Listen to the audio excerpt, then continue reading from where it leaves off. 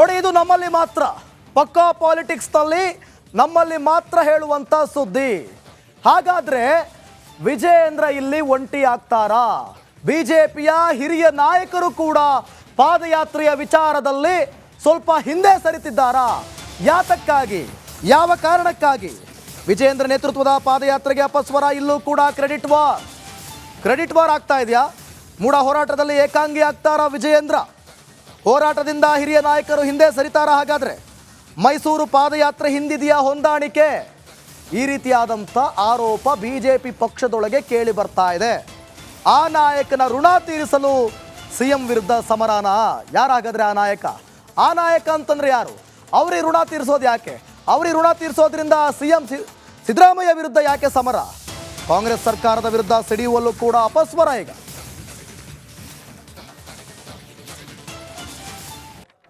ಹೋರಾಟ ಸಿದ್ದರಾಮಯ್ಯನವ್ರು ಇಳಿಸಿ ಡಿ.ಕೆ. ಶಿವಕುಮಾರ್ ಮುಖ್ಯಮಂತ್ರಿ ಮಾಡ್ಲಾಕತ್ತಾರ ಅನ್ನೋದು ಬಹಿರಂಗಪಡಿಸ್ಬೇಕು. ಡಿ.ಕೆ. ಶಿವಕುಮಾರ್ ಆದೇಶದಂತೆ ವಿಜಯೇಂದ್ರ ಪಾದಯಾತ್ರೆ ಮಾಡ್ತಾ ಇದ್ದಾನೆ. ಆದರೆ ಸಿದ್ದರಾಮಯ್ಯನ ಇಳಿಸಲಿಕ್ಕೆ ಅದಕ್ಕೆ ಈ ಪಾದಯಾತ್ರೆ ಒಂದು ಹೊಂದಾಣಿಕೆ ರಾಜಕಾರಣ ಇದೆ. ಡಿ.ಕೆ. ಶಿವಕುಮಾರ್ ಅವರ ಉಪಕಾರ ತೀರಿಸಲಿಕ್ಕೆ ಇವತ್ತು ವಿಜಯೇಂದ್ರ ಪಾದಯಾತ್ರೆ. ಇಲ್ಲ, ಅವ್ರ ಮನೆ ಅವ್ರನ್ನ ಸರ್ ಮಾಡ್ಕೊಳ್ಳಿ. ಅವ್ರು ಮೊದಲು ನಮಗೆಲ್ಲ ಬುದ್ಧಿ ಹೇಳ್ತಾರಲ್ಲ, ಅವ್ರ ಮನೆ ಸರ್ ಮಾಡ್ಕೊಳ್ಳಿ. ನಾವು ಅವರ ಪಕ್ಷದ ವಿಚಾರವಾಗಿ ನಾವೇನು ಮಾತಾಡೋಕ್ಕೆ ಹೋಗೋದಿಲ್ಲ. ಇಲ್ಲ, ಅವ್ರ ಮನೆ ಅವ್ರನ್ನ ಸರ್ ಮಾಡ್ಕೊಳ್ಳಿ. ಅವ್ರು ಮೊದಲು ನಮಗೆಲ್ಲ ಬುದ್ಧಿ ಹೇಳ್ತಾರಲ್ಲ, ಅವ್ರ ಮನೆ ಸರ್ ಮಾಡ್ಕೊಳ್ಳಿ. ನಾವು ಅವರ ಪಕ್ಷದ ವಿಚಾರವಾಗಿ ನಾವೇನು ಮಾತಾಡೋಕ್ಕೆ ಹೋಗೋದಿಲ್ಲ. ಇಲ್ಲ, ಅವ್ರ ಮನೆ ಅವ್ರನ್ನ ಸರ್ ಮಾಡ್ಕೊಳ್ಳಿ. ಅವ್ರು ಮೊದಲು ಮಾಡೋದಕ್ಕೆ ಹೊರಟಿದ್ದಾರೆ. ದೋಸ್ತಿ ಭಿನ್ನಮತ ಬಗ್ಗೆ ಪ್ರಿಯಾಂಕ್ ಖರ್ಗೆ ಶುರು ಹಚ್ಕೊಂಡ್ರು. ಯಾವುದಪ್ಪ ಎರಡು ಗುಂಪು ಇದು? ಯಾವುದು ಸ್ಟಾರ್ಟಿಂಗು, ಯಾವುದು ಎಂಡಿಂಗು? ಸ್ಟಾರ್ಟಿಂಗ್ ಪಾಯಿಂಟಲ್ಲಿ, ಎಂಡಿಂಗ್ ಪಾಯಿಂಟಲ್ಲಿ ಬಳ್ಳಾರಿಯಿಂದನಾ ಅಥವಾ ಬೆಂಗಳೂರಿಂದನಾ? ಪಾದಯಾತ್ರೆ ಬಗ್ಗೆ ಸಚಿವ ಪ್ರಿಯಾಂಕ್ ಖರ್ಗೆ ವ್ಯಂಗ್ಯ ಆಡಿದ್ದಾರೆ. ನಿಮ್ಮ ಪಾದಯಾತ್ರೆ ಮಾಡೋದೇ ಆದರೆ ಸ್ಟಾರ್ಟಿಂಗ್ ಪಾಯಿಂಟ್ ಯಾವುದು, ಎಂಡಿಂಗ್ ಪಾಯಿಂಟ್ ಯಾವುದು? ನೋಡಿ, ಒಂದು ಒಗ್ಗಟ್ಟು ಯಾವಾಗ ಮುರಿಯೋದಕ್ಕೆ ಶುರುವಾಗುತ್ತೋ ಆಗ ಮಾತುಗಳು ಹೊರಬರ್ತವೆ ವ್ಯಂಗ್ಯವಾಗಿ. ಎರಡು ಗುಂಪುಗಳು ದೆಹಲಿ ಚಲೋ ಮಾಡಲಿ, ವಿಜಯೇಂದ್ರ ಯತ್ನಾಳ್ ದೆಹಲಿ ಚಲೋ ಮಾಡಲಿ ಅಂತ ಹೇಳಿಕೆಯನ್ನು ಕೊಟ್ಟಿದ್ದಾರೆ. ಏನು ಹೇಳಿದ್ದಾರೆ ನೋಡ. ನೋಡಿ, ನಂದು ಒಂದೇ ಪ್ರಶ್ನೆ ಇರೋದು, ಪಾದಯಾತ್ರೆ ಮಾಡಲಿ, ಅವ್ರ ಹಕ್ಕಿದೆ, ಎಲ್ಲಿಂದಾನ ಮಾಡಲಿ. ಬಟ್ ಎರಡು ಗುಂಪು ಮಾಡ್ತಾ ಇವೆ ಅಲ್ಲ, ಸ್ಟಾರ್ಟಿಂಗ್ ಪಾಯಿಂಟ್ ಎಲ್ಲಿಂದ ಅಂತ? ಬೆಳ್ಳಾರಿಯಿಂದ ಮಾಡ್ತಾರಾ, ಏನು ಬೆಂಗಳೂರಿಂದ ಮಾಡ್ತಾರೆ? JDS ಕೂಡ ಸಪೋರ್ಟ್ ಕೊಡ್ತಾ ಇದೆ. ಈಗ ಬೆಸ್ಟ್ ಹೇಳಬೇಕು ಅಂದರೆ BJP ಅವರು, ನನ್ನ ವೈಯಕ್ತಿಕ ಅಭಿಪ್ರಾಯ, ಇದ್ಯಾವುದು ಮೈಸೂರು ಚಲೋ, ಬೆಂಗಳೂರು ಚಲೋ ಎಲ್ಲ ಬಿಟ್ಟು ಈ ಎರಡೂ ಗುಂಪುಗಳು ದಿಲ್ಲಿ ಚಲೋಗೆ ಪಾದಯಾತ್ರೆ ಮಾಡಬೇಕು. ಬೆಸ್ಟು ದಿಲ್ಲಿಗೆ ದಿಲ್ಲಿ ಇದು ಇದೆ ಅಲ್ಲ, ಇವರೇ ಯಾವ ಗುಂಪು ಹೋಗಬೇಕು? ಇವರು BJP ಒಂದಿದೆಯಾ? ಒಂದಿಲ್ಲ ಅಲ್ಲ.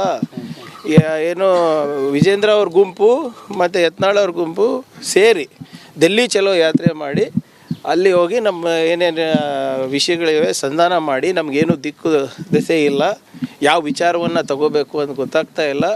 ಜನರ ಸಂಕಷ್ಟದಲ್ಲಿ ಇದ್ದಾಗೂ ಕೂಡ ಏನು ಮಾಡಬೇಕು ಏನು ಮಾಡಬಾರ್ದು ಅಂತ ನಮ್ಗೆ ಅರಿವು ಮೂಡ್ತಾ ಇಲ್ಲ. ಅದಕ್ಕೆ ನೀವೇ ಮಾರ್ಗದರ್ಶಿಗಳಾಗಿ ಅಂದ್ಬಿಟ್ಟು ಹೋಗ್ಬೇಕಲ್ಲಿ ಇಬ್ಬರು ಸೇರಿ. ನೋಡಿ, ನಂದು ಒಂದೇ ಪ್ರಶ್ನೆ ಇರೋದು, ಪಾದಯಾತ್ರೆ ಮಾಡಲಿ, ಅವ್ರ ಹಕ್ಕಿದೆ, ಎಲ್ಲಿಂದಾನ ಮಾಡಲಿ. ಬಟ್ ಎರಡು ಅದ್ರ ಬಗ್ಗೆ ಮತ್ತಷ್ಟು ಮಾಹಿತಿಯನ್ನು ಕೊಡ್ತಾರೆ ನಮ್ಮ ಪ್ರತಿನಿಧಿ ವಿಜಯ್, ಲೈವ್ನಲ್ಲಿ ಜಾಯ್ನ್ ಆಗ್ತಿದ್ದಾರೆ. ವಿಜಯ್, ನೋಡಿ, ಇಲ್ಲಿವರೆಗೂ ಇದ್ದಂಥ ದೋಸ್ತಿ ನಾಯಕತ್ವ ಇವತ್ತು ಭಿನ್ನಾಭಿಪ್ರಾಯ, ಭಿನ್ನಮತ. ಆ ಕಡೆ ಸರ್ಕಾರ ಪಕ್ಷ ಅಂದರೆ ಪ್ರಿಯಾಂಕ್ ಖರ್ಗೆ ವ್ಯಂಗ್ಯ ಆಡ್ತಿದ್ದಾರೆ. ಸೊ ಏನಾಗ್ಬೋದು ಹಾಗಾದರೆ? ಒಂಟಿ ಆಗ್ತಾರ ವಿಜಯೇಂದ್ರ? ಏನು ಕತೆ ಅಂತ ಹೇಳಿ.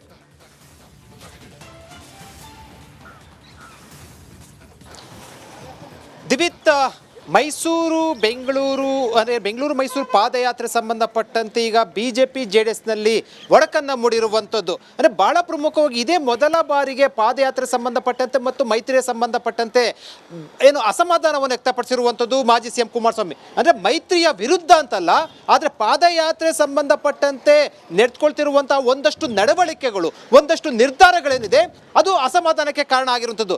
ಕೇವಲ ಪ್ರೀತಮ್ ಗೌಡ ಒಂದೇ ವಿಚಾರ ಅಲ್ಲ, ಅದು ಏನಂದರೆ ಯಾಕಂದ್ರೆ ಪ್ರೀತಮ್ ಗೌಡದು ಕೂಡ ಪ್ರಮುಖ ಕಾರಣ ಇರ್ಬೋದು. ಆದರೆ ಕೇವಲ ಅದೊಂದೇ ವಿಚಾರ ಅಂತಲ್ಲ, ಬೆಂಗಳೂರು ಮೈಸೂರು ಪಾದಯಾತ್ರೆ ಸಂಬಂಧಪಟ್ಟಂತೆ ಈ ಹಿಂದೆ ಸಮನ್ವಯ ಸಮಿತಿ ಸಭೆಯಲ್ಲಿ ಮಾಜಿ ಸಿಎಂ ಕುಮಾರಸ್ವಾಮಿ ಪಾಲ್ಗೊಂಡಿದ್ರು. ಬಹಿರಂಗವಾಗಿ ಈ ಸಂಬಂಧಪಟ್ಟಂತೆ ಬೆಂಬಲವನ್ನು ಕೂಡ ವ್ಯಕ್ತಪಡಿಸಿದ್ರು, ಸರ್ಕಾರದ ವಿರುದ್ಧ ಗುಡುಗಿದ್ರು. ಅದಾದ ನಂತರ ಅದಕ್ಕೂ ಮುಂಚೆ ಕೂಡ ನಿಖಿಲ್ ಕುಮಾರಸ್ವಾಮಿ ಸೇರಿದಂತೆ ಜೆಡಿಎಸ್ ಮುಖಂಡರು ಕೂಡ ಏನು ಹಳೆ ಮೈಸೂರು ಅಂದ್ರೆ ಮೈಸೂರು ಮಂಡ್ಯ ಈ ಭಾಗದಲ್ಲೂ ಕೂಡ ರಾಮನಗರ ಭಾಗದಲ್ಲೂ ಕೂಡ ಸಭೆಯನ್ನ ನಡೆಸಿತ್ತು. ಪಾದಯಾತ್ರೆ ಸಂಬಂಧಪಟ್ಟಂತೆ ಪಾದಯಾತ್ರೆಗೆ ಸಂಪೂರ್ಣ ಬೆಂಬಲ ಇತ್ತು. ಆದರೆ ಯಾವಾಗ ಪಾದಯಾತ್ರೆ ಪಕ್ಕ ಆದಾಗ, ಡೇಟ್ ಅನೌನ್ಸ್ ಆದಾಗ ನಡೆದುಕೊಂಡ ರೀತಿ ಏನಿದೆ ಅದು ಕುಮಾರಸ್ವಾಮಿ ಅಸಮಾಧಾನಕ್ಕೆ ಕಾರಣ ಆಗಿರುವಂಥದ್ದು. ಅವರು ಹೇಳ್ತಾ ಇರುವಂಥದ್ದು ಇಡೀ ಪಾದಯಾತ್ರೆ ಕೇವಲ BJP ಮಾತ್ರ ಅಂತ ಇರುವಂಥದ್ದು. ಯಾಕಂದ್ರೆ ಅಲ್ಲಿ ನೋಡ್ತಾ ಇರ್ಬೋದು ಪೋಸ್ಟರ್ನಲ್ಲಿ ಅವರು ಬೆಂಬಲಿಗರು ಆಗ್ತಿರುವಂಥ ಪೋಸ್ಟರ್ ಮತ್ತು BJP ಹಾಕಿರುವಂಥ ಪೋಸ್ಟರಲ್ಲಿ BJP ನಾಯಕರ BJPಯ ಪ್ರತಿಭಟನೆ, ವಿಜಯೇಂದ್ರ ಬೆಂಬಲಿಗರು ಬರಬೇಕಂತ ಮಾತ್ರ ಹೇಳಿರುವಂಥದ್ದು. ಎಲ್ಲೂ ಕೂಡ JDSನ ಮುಖಂಡರುಗಳ ಫೋಟೋ ಇಲ್ಲ. ಜೊತೆಗೆ ಎಲ್ಲೆಲ್ಲಿ ಉಸ್ತುವಾರಿ ಕೊಟ್ಟಿದ್ದಾರೆ ಅಂದರೆ ತಮ್ಮೇಶ್ ಗೌಡ ಮತ್ತೊಂದು ಕಡೆ ರುದ್ರೇಶ್ ಗೌಡ ಮತ್ತೊಂದು ಕಡೆ ಪ್ರೀತಮ್ ಗೌಡ ಇವರುಗಳಿಗೆ ಸಂಪೂರ್ಣವಾಗಿ ಉಸ್ತುವಾರಿಯನ್ನು ಕೊಟ್ಟಿರುವಂಥದ್ದು. ಮತ್ತು ಸಂಪೂರ್ಣವಾಗಿ ಇದು ವಿಜಯೇಂದ್ರ ಟೀಮ್ ಪಾದಯಾತ್ರೆ ಅನ್ನುವಂಥದ್ದು ಬಿಂಬಿತ ಆಗ್ತಾ ಇರುವಂಥ ಹಿನ್ನೆಲೆಯಲ್ಲಿ ನಮಗೇನು ಕೆಲಸ ಅಂತ HD ಕುಮಾರಸ್ವಾಮಿ ಅಸಮಾಧಾನಗೊಂಡಿರುವಂಥದ್ದು. ಯಾಕಂದರೆ ಆ ಭಾಗದಲ್ಲಿ JDSನ ಶಕ್ತಿ ಇರುವಂಥದ್ದು, ಎಲ್ಲರನ್ನು ಒಟ್ಟಾಗಿ ತೆಗೆದುಕೊಂಡು ಹೋಗಬೇಕು. ಈ ಹಿನ್ನೆಲೆಯಲ್ಲಿ ಒಟ್ಟಾಗಿ ತೆಗೆದುಕೊಂಡು ಹೋಗ್ತಾ ಇಲ್ಲ ಕಾರಣ ಆಗಿದೆ ಅಂತ. ಓಕೆ ಥ್ಯಾಂಕ್ ಯು ವಿಜಯ್ ನಿಮ್ಮೆಲ್ಲ ಮಾಹಿತಿಗಾಗಿ. ಗಮನಿಸ್ತಾ ಇದ್ದೀರಿ, ದೋಸ್ತಿ ಪಾದಯಾತ್ರೆಯಲ್ಲಿ ಬಿರುಕಂತೂ ಮೂಡಿದೆ. ಆ ಕಡೆ ಪ್ರಿಯಾಂಕ್ ಖರ್ಗೆ ವ್ಯಂಗ್ಯ ಮಾಡ್ತಿದ್ದಾರೆ, ಸ್ಟಾರ್ಟಿಂಗ್ ಪಾಯಿಂಟಲ್ಲಿ ಎಂಡಿಂಗ್ ಪಾಯಿಂಟಲ್ಲಿ ಅದು ಇದು ಅಂದ್ಕೊಂಡು. ಬೆಂಗಳೂರು ಮೈಸೂರು ಶಕ್ತಿ ಇದೆ, ರಾಜಕಾರಣನೇ ಬೇರೆ, ಈ ಕಡೆ ಬೆಂಬಲನೇ ಬೇರೆ ಅಂಥೇಳಿ ಕುಮಾರಸ್ವಾಮಿ ಭಿನ್ನಮತ ಸ್ಫೋಟಗೊಂಡಿದೆ ಈಗ. ಓಕೆ, ಎಲ್ಲವೂ ಚೆನ್ನಾಗಿತ್ತು, ಎಲ್ಲವೂ ಅದ್ಭುತವಾಗಿತ್ತು. ವಿಜಯೇಂದ್ರ ಕುಮಾರಸ್ವಾಮಿ ರಾಜ್ಯಾಧ್ಯಕ್ಷರು ವಿಜಯೇಂದ್ರ ಅವರ ಜೊತೆ ಚೆನ್ನಾಗೇ ಇದ್ರು ನೋಡಿ. ನಿಮಗೆ ನೆನಪಿರ್ಬೋದು 2023ರ ವಿಧಾನಸಭೆ ಚುನಾವಣೆಯ ಸಂದರ್ಭದಿಂದಲೂ ಕೂಡ ಇನ್ನೂ ಮೈತ್ರಿ ಆಗಿರಲಿಲ್ಲ. ಈ ಮೈತ್ರಿಯನ್ನ ಮೊದಲಿಗೆ ಬ್ರೇಕ್ ಮಾಡಿದೆ ರಿಪಬ್ಲಿಕ್ ಕನ್ನಡ, ಈ ಮೈತ್ರಿ ಆಗ್ತಾರೆ ಅನ್ನೋದನ್ನ. ಸೊ ಅದಕ್ಕೂ ಮುಂಚಿತವಾಗಿ ಸರ್ಕಾರದ ವಿರುದ್ಧ ಒಂದಷ್ಟು ಪ್ರತಿಭಟನೆಗಳಾಗಿದ್ವು. ವಿಜಯೇಂದ್ರ ಕೂಡ ಇಂದು ರಾಜ್ಯಾಧ್ಯಕ್ಷರು ಆಗಿರಲಿಲ್ಲ. ಆಗ್ಲಿಂದಲೂ ಕೂಡ ಕುಮಾರಸ್ವಾಮಿ ಪ್ರತಿಭಟನೆಯಲ್ಲಿ ಭಾಗಿಯಾಗಿ ಸರ್ಕಾರದ ವಿರುದ್ಧ ಧ್ವನಿ ಎತ್ತುತ್ತಾ ಇದ್ರು. ನಿಮಗೆ ನೆನಪಿದೆ, ಈಗಲೂ ಕೂಡ ಆ ಕ್ಷಣದಲ್ಲೂ ಕೂಡ ಅವರಿನ್ನೂ ಮೈತ್ರಿ ಆಗಿರಲಿಲ್ಲ. ಯಾವಾಗ ಮೈತ್ರಿ ಆಗ್ತಾರೆ ನಮ್ಮ 4 ಕ್ಷೇತ್ರ ಕೇಳಿದ್ದಾರೆ 4 ಕ್ಷೇತ್ರ ಕೇಳಿದ್ದಾರೆ ಅಂತ ಗುಸುಗುಸು ಹೊರಡಲಿಕ್ಕೆ ಶುರುವಾಯಿತು. ಇನ್ನೂ ಕೂಡ ಸ್ಟ್ರಾಂಗ್ ಆಗ್ತಾ ಬಂದರು. ಎಷ್ಟರ ಮಟ್ಟಿಗೆ ಅಂದರೆ ದೋಸ್ತಿ ಆದಾಗಿನಿಂದ ಹಿಡಿದು ಇಲ್ಲಿಯವರೆಗೂ ಆ ದೋಸ್ತಿ ನಾಯಕರ ಶಕ್ತಿ ಎಷ್ಟರ ಮಟ್ಟಿಗಿತ್ತು ಅಂತ ಈಗಾಗಲೇ ಸಾಕಷ್ಟು ರ್ಯಾಲಿಗಳಲ್ಲಿ ಪ್ರತಿಭಟನೆಗಳಲ್ಲಿ ನೀವು ನೋಡಿದ್ದೀರಿ. ಆದರೆ ಏಕಾಏಕಿ ದೋಸ್ತಿಗಳ ನಡುವೆ ಬಿರುಕು ಬಿಡಲು ಕಾರಣ ಏನು? ದೋಸ್ತಿಗಳ ವಿರುದ್ಧವೇ ಗುಡುಗಿದ್ದಾರೆ ಕುಮಾರಸ್ವಾಮಿ. ದೋಸ್ತಿಗಳ ವಿರುದ್ಧವೇ ಇದು ಇವತ್ತಿನ ಪಕ್ಕಾ ಪಾಲಿಟಿಕ್ಸ್. ಯಾಕೆ ಹಾಗಾದರೆ ನೋಡ್ತಾ ಹೋಗೋಣ ಒಂದೊಂದೇ ಯಾಕೆ ಅಂಥೇಳಿ. ಮೂಡ ಪಾದಯಾತ್ರೆಯಿಂದ ದಳಪತಿ ಹಿಂದೆ ಸರಿದಿದ್ದಾರೆ. JDS ಕೂಡ ಅವ್ರು ಲೈಟಾಗಿ ಹಿಂದೆ ಸರಿದು, ಲೈಟಾಗಿ ಅನ್ನೋದಕ್ಕಿಂತ ಡೈರೆಕ್ಟಾಗಿ ಹೇಳಿದ್ದಾರೆ ಅವರು ಯಾಕೆ ಅಂಥೇಳಿ. ಪಾದಯಾತ್ರೆ ಬಗ್ಗೆ NDA ಮೈತ್ರಿಯಲ್ಲಿ ಬಿರುಕು ಬಿಟ್ಟಿದೆ. ಕಾರಣ BJPಯ ಅದೊಂದು ನಿರ್ಧಾರ. ಯಾವ ಹಾಸನದಲ್ಲಿ ಪ್ರೀತಮ್ ಗೌಡ್ರು ದೇವೇಗೌಡರ ಕುಟುಂಬವನ್ನು ನಾಶ ಮಾಡಲಿಕ್ಕೆ ಹೊರಟಿದ್ದಾರೆ ಅಂತೇಳಿ ಕುಮಾರಸ್ವಾಮಿ ಇವತ್ತು ಹೇಳಿಕೆಯನ್ನು ಕೊಟ್ಟರು, ಅಲ್ಲೇ ಒಂದು ರೀತಿಯಲ್ಲಿ BJP ಪಕ್ಷದಲ್ಲಿ ಗೊಂದಲಗಳು ಶುರುವಾಗೋದ್ವು. ಶಕ್ತಿಯುತವಾದ ದೋಸ್ತಿ ನಾಯಕರ ನಡುವೆ ಶುರುವಾಯಿತು ಬಿರುಕು. BJP ನಿರ್ಧಾರಕ್ಕೆ ಕೇಂದ್ರ ಸಚಿವರು ಕುಮಾರಸ್ವಾಮಿ ಈಗ ಫುಲ್ ಗರಂ ಆಗಿದ್ದಾರೆ. ನಾನು ಯಾಕೆ ಬರಬೇಕು, ಅವರಿರೋ ಸಭೆಗೆ ನಾನು ಯಾಕೆ ಬರಬೇಕು ಅಂಥೇಳಿ. BJP ನಾಯಕರು ಈಗ ಎಕ್ಸ್ಪೋಸ್ ಆಗುವಂಥ ಢವಢವ ಶುರುವಾಗಿದೆ. ಈ ನಡುವೆ ಈ ಬೆನ್ನಲ್ಲಿ ಆದಂಥ ಒಂದು ಸಣ್ಣ ಬೆಳವಣಿಗೆ. ಬೆಂಗಳೂರು ಮೈಸೂರು ಭಾಗದಲ್ಲಿ ನಮ್ಮ ಶಕ್ತಿ ಇದೆ. ಹೌದು, ಕುಮಾರಸ್ವಾಮಿ ಹೇಳ್ಕೊಳ್ತಿದ್ದಾರೆ ಬೆಂಗಳೂರು ಮೈಸೂರು ಮಂಡ್ಯ ಅಂದರೆ ಹಳೆ ಮೈಸೂರು ಭಾಗದಲ್ಲಿ ನಮ್ಮ ಶಕ್ತಿ ಇದೆ. ರಾಜಕಾರಣನೇ ಬೇರೆ ಕಣ್ರಿ, ರಾಜಕಾರಣನೇ ಬೇರೆ, ಬೆಂಬಲ ಕೊಡೋದೇ ಬೇರೆ. ಮೊದಲಿನಿಂದಲೂ ಕೂಡ ನಾವು ಬೆಂಬಲ ಕೊಡ್ತಾ ಇದ್ದೀವಿ. ಆದರೆ ನಮ್ಮ ವಂಶವನ್ನು ಹಾಳು ಮಾಡೋಕೆ ಬಂದು ನಾ ಸಭೆ ಕರೆಸಿ ನಾನು ಅಲ್ಲಿ ಕುತ್ಕೊಂಡು ಮಾತಾಡೋದಂದ್ರೆ ಹೆಂಗ್ರಿ ಪ್ರಶ್ನೆ ಮಾಡ್ತಿದ್ದಾರೆ, ಮುನ್ಸ್ಕೊಂಡಿದ್ದಾರೆ. BJP ನಾಯಕರ ನಿರ್ಧಾರ ನನಗೆ ನೋವು ತಂದಿದೆ.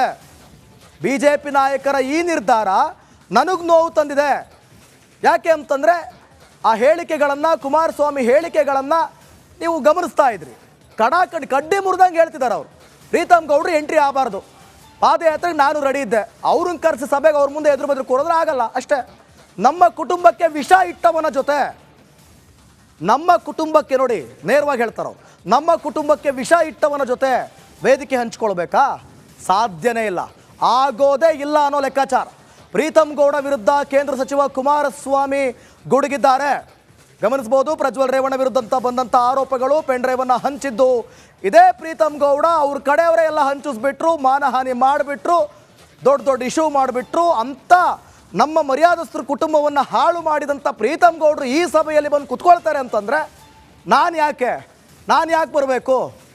ಅದರದ್ದೇ ಆದ ತಾಕತ್ತಿದೆ ನನಗೆ.